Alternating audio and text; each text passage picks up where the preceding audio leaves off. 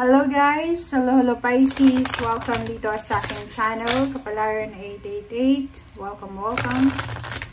Alamin natin kung anong messages, vibration, gabay energy para sa lahat. This is general reading. Tingnan natin Pisces kung ano ang message na para sa'yo. Okay, this card is from Archangel Michael card. So, first two cards mo dito, Pisces, sinasabi ng baraha sa'yo na from Archangel Michael to. Tanggapin mo daw yung katotohanan sa sarili mo and act accordingly. So, this first card, sinasabi ng baraha na kailangan natin tanggapin, Pisces, kung ano yung mga nangyayari sa buhay natin. Tanggapin natin yung katotohanan. Relationship, money, or any acceptance, kailangan nating maging totoo sa sarili natin, Pisces. Okay? Second card natin is, sinasabi ni Archangel Michael, you created the situation and you have the power to change it. So, kung ano man yan, na sitwasyon, Pisces, na pinagdadaanan mo sa ngayon, or ano man to na situation na posibleng ma-encounter mo sa ngayon, sinasabi ng barahan na ikaw daw ang may kagagawan yan. So, kaya mo din na baguhin ito. And may kakayahan ka. You have the power, you have the energy to change it. You have the energy to rectify or to delete it or kung ano pa man. Okay. Second deck tayo, Pisces.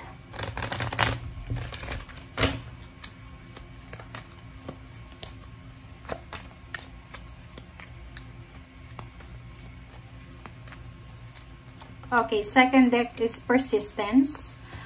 Dito sinasabi ng barahan na kinakailangan mo daw na maging persistent sa buhay. So, ibig sabihin yan, kailangan mong maging matatag, maging courageous, maging brave, direct to the point, direct to the goal. Huwag pabago-bago ng direksyon, huwag pabago-bago ng mindset, ng isip. So, kung ano yung gusto mo, yun na yun. Okay? Thank you. Tingnan natin sa third deck mo, Pisces.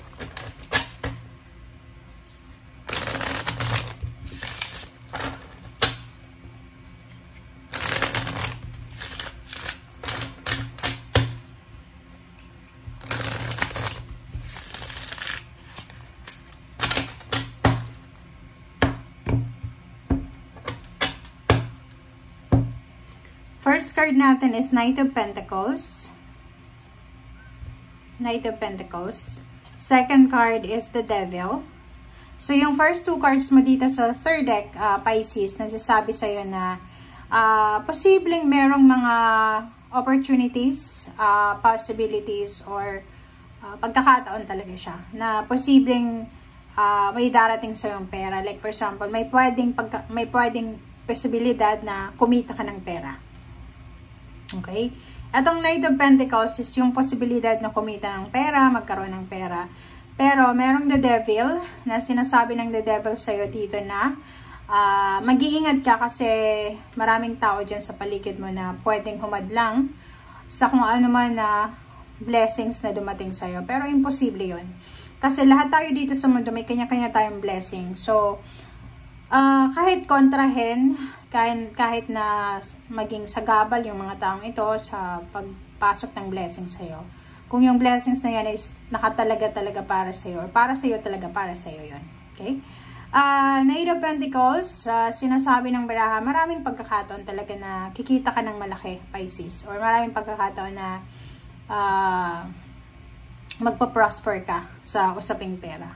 Ang problema lang is talagang ang dami-daming temptation. So, ibig sabihin yan, may mga Pisces din na pwedeng kumikita ng malaki or may ipon sila. Or pwedeng may pagkakataon sila na makahawak ng malaking halagang pera. Ang problema, marami silang mga unhealthy habits, unhealthy lifestyle. Mahilig mag-shopping, mahilig mag-celebrate, mahilig mag-share ng blessings kahit, alam mo yon, kasi parang sinasabi ng baraha na hindi ka marunong mag-manage. Yun yung temptation dito eh. Hindi mo masyadong ma-manage ng tama yung iyong finances. Yun yung temptation. Okay, Nine of Wands and Magician. Sinasabi ng baraha sa'yo dito, Pisces, na if you're tired na or ikaw ay sobrang exhausted na sa paghihintay kung kailan darating itong milagro, itong magic sa buhay mo, sinasabi ng baraha, huwag ka daw mag-alala kasi on the way na siya. On the way na yung milagro, on the way na yung magic. Etong 9 of Wands, etong sacrifices mo, ay kumbaga, lahat ng sakripisyo natin dito sa mundo ay meron yung kakibat na positive outcome. Hindi lahat nasasayang yung efforts natin, yung energy. Walang sayang dyan. Okay? 8 of Pentacles, and then 6 of Wands. Wow! So, nakikita ko sir dito, Pisces, ano ba yung ginagawa mo? Ikaw ba ay business person? Ikaw ba ay empleyado? Ano ba tong 8 of Pentacles mo? Ano ba yung pinagkakabisihan mo sa ngayon? Sinasabi ng baraha sa'yo na ano man ang pinagkakabisihan mo sa ngayon, ay siya yung magdadala sa'yo ng victory and success. Pwedeng dahil sa trabahong ito, posibleng ma-promote ka, tumas yung posisyon, tumas yung sweldo, mag-relocate, or nakikita ko yung recognition, awards, and rewards. So, parang you work silent, tapos yung victory mo, yung success mo, yung nagsusumigaw sa ngayon na you are successful. Parang gano'n. So, yung 8 of Pentacles dito, parang job well done talaga to para sa lahat ng Pisces. Okay, thank you. I hope na naka-align siya ng tama kasi hindi ko siya nakikita, guys. Okay. Next card natin is King of Wands and 5 of Cups. Nakikita ko sir dito, Pisces, meron kang siguro dating trabaho na pinanghihinayangan mo sa ngayon. Like for example, yung sweldo mo dati, kung magkano yung sweldo mo, yung posisyon mo, mataas ng posisyon, ay posibleng pinanghihinayangan mo siya sa ngayon. Okay? Parang iniisip mo na mas maganda dati. Okay. 4 of Cups and 4 of Wands is 44. Sinasabi ng baraha sa'yo dito na yung relationship mo, like merong mga Pisces dito na matagal niyong pinagpipray, minamanifest na maging, kumbaga, stable, secured yung family mo. Etong 44 na to, nagsasabi na yung family stability and balance, security na hinahangad mo, pinagpipray mo, minamanifest mo, ay parating na yan sa'yo. So, wag kang masyadong tawag dito, ma-stress, wag kang masyadong maging impatient. Okay? And last two cards natin is Knight of Swords and 10 of Wands.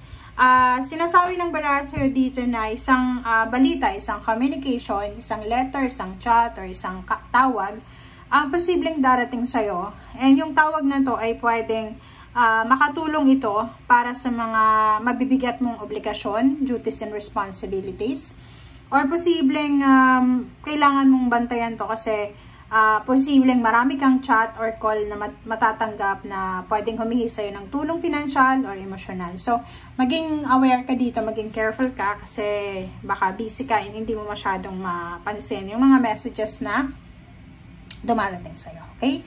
Thank you for watching. Bye!